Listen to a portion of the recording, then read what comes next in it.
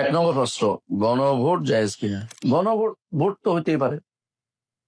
ভোটটা কি এমন জায়গায় হইতে হবে, শর্ত আছে যে জায়গায় ইসলাম অনুমোদন এর মধ্যে নির্ধারিত করে নাই। কথা বুঝছেন? এখন যদি গণভোট দেয়, খেয়াল করেন যে আমরা 500 আসনের 500 আসনের মেয়েদের জন্য 5টা আসন করবো, গণভোটে জায়েজ আছে এটা চাওয়া? এটা জায়েজ করতে পারে?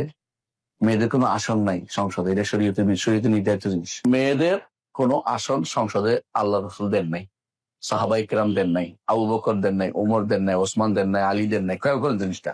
আপনি এখন 500 আসনের জন্য গণভোট চাচ্ছেন। কথা বুঝতে পারছি? এখানে গণভোট চাওয়া যায় নেই, দেওয়াও যায় গণভোট যায় না। বুঝছেন কথাটা? আরেকটা যদি চায়, সেটা কি, যে আমরা এখন এই যে ক্ষমতায় যায়, হ্যাঁ, মানে আমরা এখন সব মানুষকে সমান মনে করব, হিন্দু বৌদ্ধ সবাই আমার রাষ্ট্রপ্রধান হইতে পারবে, সবাই আমার সাংসদ হইতে পারবে। এই গণভোট চাওয়া যায় না, কারণ সংসদে ইমানদারের উপর দিবে, কাফের উপর দিবে। কথা বলছেন কিনা? এই যে সিস্টেমটা চালু আছে, এটা ইসলামিক না।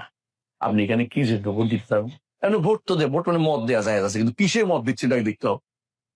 বুঝছেন কিনা কথাটা?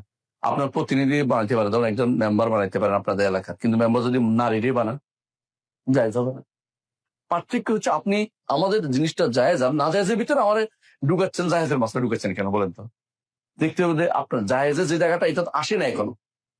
এখন আপনি কি করবেন? এটা বলতে চাচ্ছি, এখন কি করবেন? এখন যেটা দরকার, এটা হচ্ছে আপনি নিজে বাঁচার জন্য, ইমান বাঁচিয়ে রাখার জন্য যদি কোনো কিছু করেন, শরীয়ত মনে করে করবেন, দয়া করে। শরীয়তের বিধি এটা সম্পূর্ণ উল্টা, কিন্তু আমি এখন বাঁচতে পারতেছি না, এটা কোপ দিচ্ছে, আমি কোপ থেকে বাঁচার জন্য লাঠির বাইরে খাইতে রাজি আছে, ওইদিকে তোর দিলাম, কথার কথা এটা। কিন্তু আপনি জানেন যে বাঁচার পথ আছে, ভোট দিতে বাধ্য করা হয়নি, আপনি ভোট দিতে যাবেন না। আমার মত হচ্ছে এটা, কথা বুঝতে পারছি, কারণ আপনি বাধ্য নন, আপনি কেন করতে যাবেন? তাহলে কোনো হকের কথা বলতে একটা কথা ছিল, নাম ঢুকাইছে কি জন্য? এটা একটা নাম ঢুকাইছে, মেয়েদের যারাই বলবে নারীর ক্ষমতায়ন, তারা শয়তান। নারীর ক্ষমতার জায়গা হচ্ছে ঘর। নারীর ক্ষমতা সরকার ইয়া নয়, এই বড় বড় জায়গাগুলিতে, সরকার ইয়াগুলিতে না, বুঝলেন না কথাটা? সংসদে না, নারীর ক্ষমতা সংসদে না। সংসদে নারীদের জন্য ভিন্ন কোটা থাকতে পারে, তাদের কথা শোনার জন্য ভিন্ন একটা পরি থাকতে পারে, কিন্তু সংসদের ভিতরে নারী পুরুষ একসাথে, এটা কোন শয়তান আবিষ্কার করলো? হুজুররাও জায়েজ করে ফেলাইছি।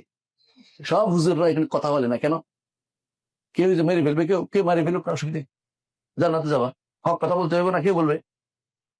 সব হুজুর একসাথে হয়ে গেছে এখানে। হ্যাঁ, এতদিন যারা আমাদেরকে খারাপ বলছে, আমাদের হচ্ছে দিন গেছে দিন যায় কইছে, বুঝছো নি? বই লিখছে আমার বিরুদ্ধে এত বড়, বুঝছেন? এ দেখে এখন সোজা ঢুকছে, সে দেখে এখন ঢুকে গেছে যাইয়া। হ্যাঁ, এখন সব হালাল জালাল হয়ে গেছে। আগে বলছিল প্রশ্ন, অসুবিধা নেই, আগে বলছিল কি, যদি দেখেন যে আমি কোনোদিন এটা গেছি, তাহলে আমিও হারাম করছি, আমিও শিরক করছি, আমিও কুফর করছি। এখন দেখে দিন নিজে যাইয়া সুন্দর করে এটা ঢুকে গেছে, বুঝছো? কারো কিছু বলি নেই, নাম বলি নেই, তোমরা আমার জিজ্ঞাসা করিও না নাম।